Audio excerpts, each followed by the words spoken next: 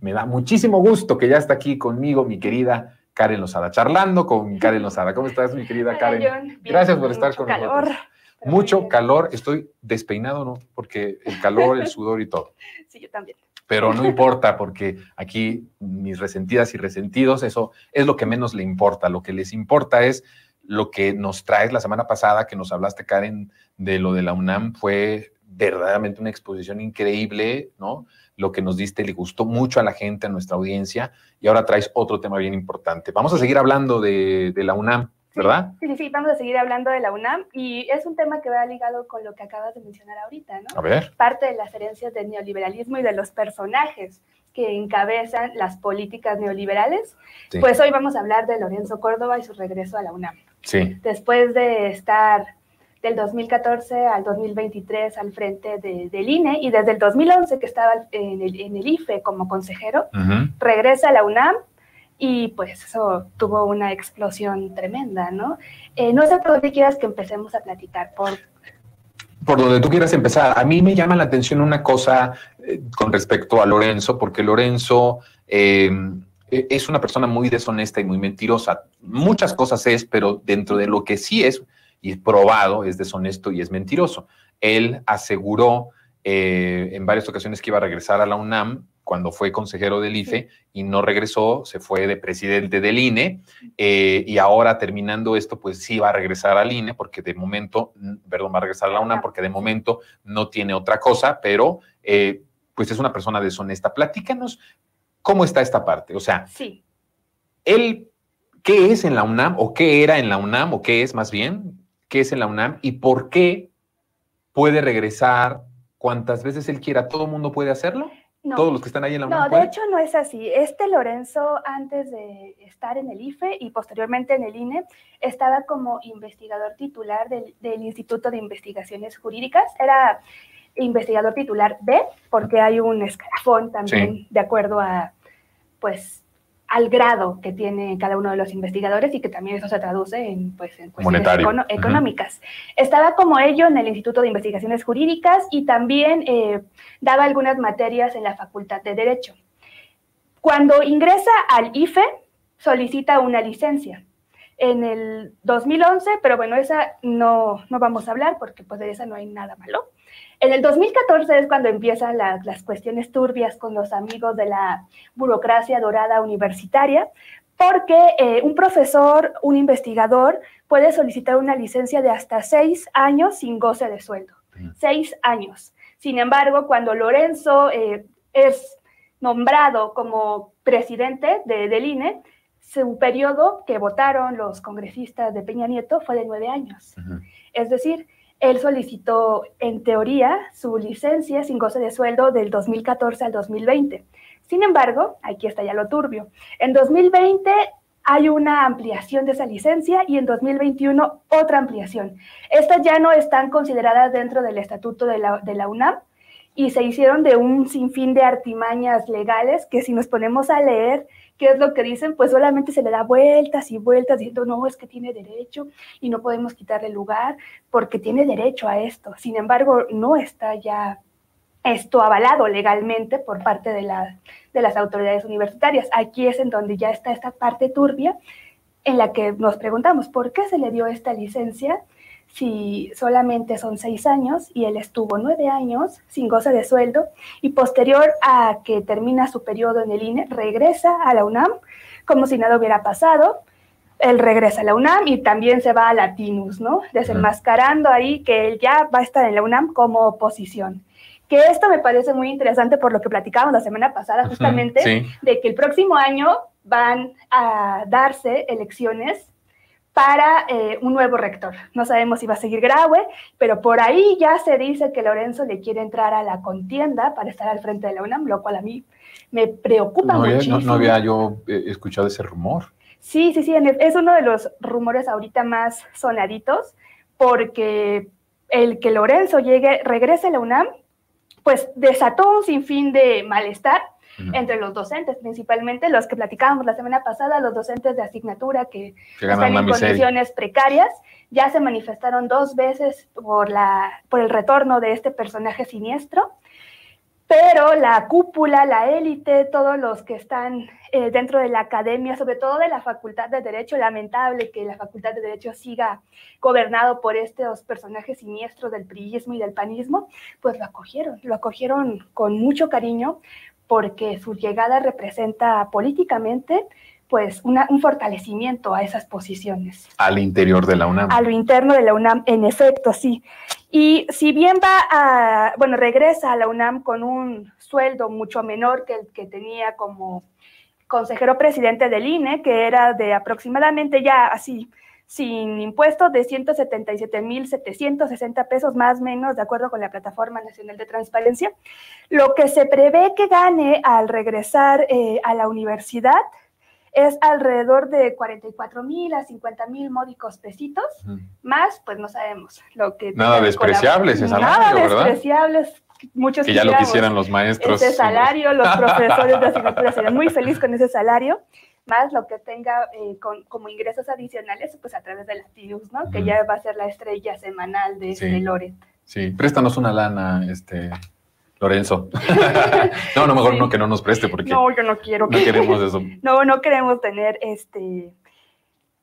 contacto ni acuerdos. Y dinero basado en el privilegio. Sí. Ahora, hay ese malestar, pero ¿tú cómo ves ese malestar de los docentes? Que ellos deberán de ser, como bien dices, pues ya se están manifestando, deberán de ser los primeros que estén en contra de este regreso, pero también hay de estudiantes, ¿no? O sea, también hay estudiantes que no están de acuerdo con que Lorenzo, por el papel tan vergonzoso, tan terrible que jugó desde el INE, ocupando una institución para hacer un proselitismo en contra de la transformación y aliándose con los poderes más perversos del poder político, hay ese malestar. Pero ¿tú crees que genere algo más allá de mediáticamente, que en verdad haya una verdadera resistencia, o tú lo ves como un todo que tiene que cambiar en la UNAM para que no existan estos episodios? Sí, yo creo que, volviendo también un poco a lo que platicábamos la semana pasada, la UNAM está en un momento de crisis que no viene de 5 años atrás, sino que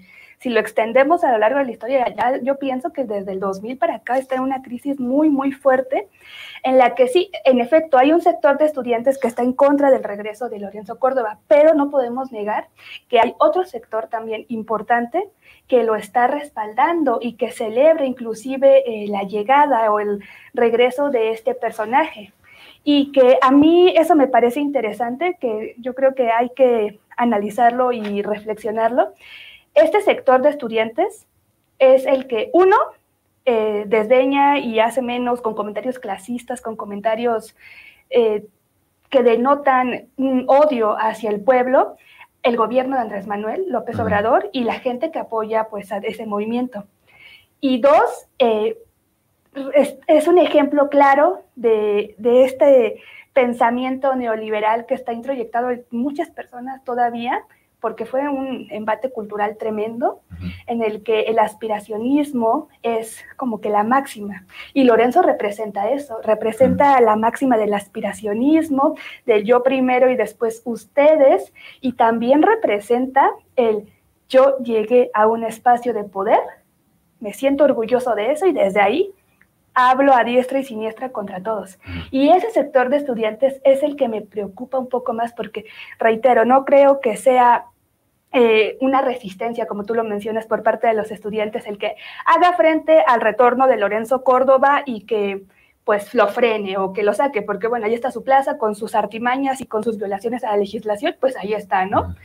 El tema aquí es que la UNAM necesita una reestructuración de fondo, necesita un cambio profundo de fondo en el que volvemos a lo que platicábamos, la conciencia y el compromiso social se pondere sobre el tema del aspiracionismo en cuanto al tema económico.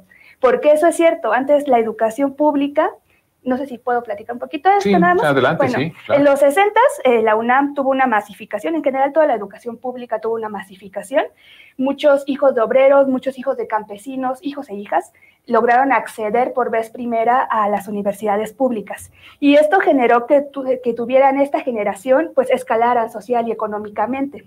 Los hijos de ellos entraron a la universidad, pero la generación anterior, repito, la generación del 68, la generación del 71, tuvieron que luchar por muchos derechos. Generaciones posterior a ello fueron olvidando, fueron desclasándose. Y esto es la crisis que ahorita estamos viviendo en las universidades públicas. Los jóvenes que hoy están estudiando, pues la gran mayoría, no todos, pero sí la gran mayoría, ya ingresan a la universidad pública y provienen de un estrato social mucho más elevado que las anteriores generaciones cuando se da la masificación de las universidades públicas. Y esto a su vez pues ha generado un gran pues revuelo en la conciencia social que se tenía. Parece que, bueno, no parece, las universidades públicas ya no es por una falta de recursos en un gran sector, sino pues por la calidad que se ha logrado consolidar en la UNAM, en el POLI, en la UAM y en la UACM también, Y pues muchos jóvenes que pueden pagar una universidad privada prefieren pues el prestigio que te da la UNAM, medicina, derecho, el prestigio que te da el POLI en las ingenierías. Pero esto a su vez nos está generando una crisis tremenda por el compromiso social que tenían las universidades públicas, el POLI, la Técnica al Servicio de la Patria, la UNAM, por mi raza hablará el espíritu. Pues bueno, se pierde estos compromisos sociales. Está diluido esta esencia, ese espíritu de la educación pública que hablas. En efecto, sí, en efecto, y lo podemos ver en el tema del servicio social. El servicio social, pues antes o se concibió, se generó para retribuir un poco a la sociedad por todo lo que te dio la educación a través de trabajo sin paga. Pues sí, eran 6 meses en los que tú le retribuías todo lo que te dio la educación pública.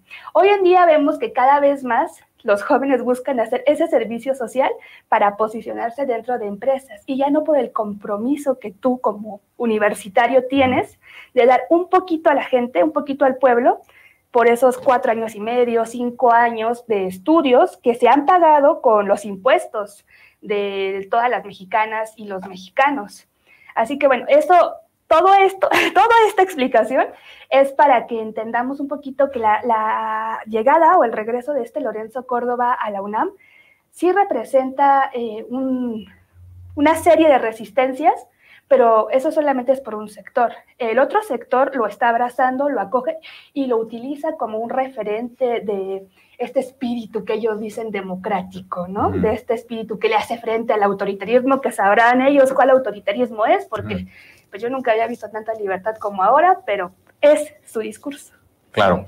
Estamos por terminar, pero eso que tú estás diciendo está bien interesante porque el examen de acceso a la UNAM se convirtió en ese filtro porque sí era un proyecto que la UNAM dejara esta esencia del hijo del trabajador, del hijo del obrero, o de la hija de la trabajadora, la hija de la obrera. Sí era ese un plan y tenía que ver con el debilitamiento de la educación pública de tal forma que los que llegaban a competir y estaban en una desigualdad de condiciones.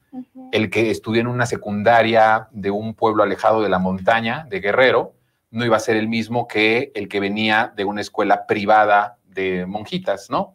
Por decirlo así, con esa preparación. Entonces, ¿quiénes empezaron a ganar los lugares y con el pretexto de decir, pues porque son más capaces, porque son más inteligentes, ¿no? Aquí ganan los lugares los que estudian, porque los burros no entran. Toda esta parte también clasista, de la excelencia, todo este discurso que también viene del neoliberalismo. Y entonces empezó a haber en la UNAM unas generaciones, y que no hay que generalizar, pero sí muchas generaciones de personas que abiertamente podían acceder a la educación privada y fueron ganando estos espacios, y entonces se diluye la esencia de la lucha del por qué tenemos universidad pública y de por qué por mi raza hablará el espíritu y por qué la patria, la técnica al servicio de la patria, ¿no? Sí, es que eso es importante, porque parece que el discurso justamente del neoliberalismo es que nosotros damos igualdad de oportunidades. A todos. Okay, sí, hay igualdad de oportunidades, pero no de condiciones, que es lo que mencionabas. Sí, todos tienen acceso a la educación, pero pues ¿qué comparamos un Lorenzo Córdoba con una mujer indígena negra que proviene de Guerrero? Pues obviamente no son las mismas condiciones de desarrollo, y sí puedes decir, los dos pueden hacer el examen, pero si un Córdoba viene de una familia de un ingreso mucho más cómodo, una familia que está inserta en la academia, pues evidentemente va a tener un puntaje mayor. Un puntaje mayor, y no porque la chica que estamos poniendo como ejemplo no tenga la capacidad, no tenga pues los mismos Más bien no tuvo esas mismas no tuvo condiciones. las condiciones para prepararse de igual forma. Y eso creo que ya se nos va a acabar el tiempo, sí, ¿verdad? rapidísimo. Eso creo que es el tema que tendríamos que seguir platicando sobre las universidades públicas, porque yo creo, Karen, que tenemos que continuar el tema de las universidades. Por lo que hemos hablado aquí de la continuidad, en mucho podríamos hablar la siguiente semana de si la UNAM estuvo a la altura de la transformación. Uy, sí. Ese es un gran tema. ¿Qué te parece? Nos preparas algo sobre eso. Me parece muy bueno.